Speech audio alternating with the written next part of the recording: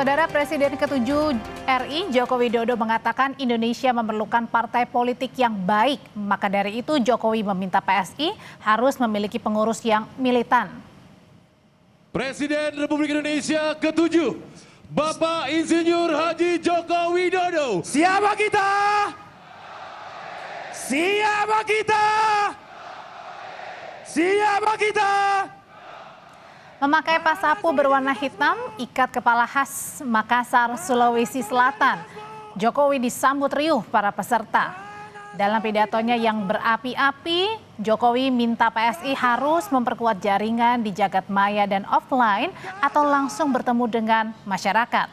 Karena memiliki target yang besar, Jokowi mengaku akan turun hingga ke desa-desa memberi motivasi kepada masyarakat atau yang ia sebut sebagai politik kebaikan. Jadi Pak, kesiapan untuk datang sampai ke kecamatan itu apa benar Pak? Untuk sebagai apa Pak datang ke kecamatan ke Kabupaten dan provinsi lain? Sebagai motivator.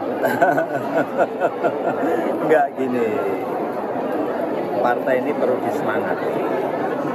Karena negara kita memerlukan partai yang baik. Memerlukan politik kebaikan. Memerlukan politik yang baik, politik-politik yang baik.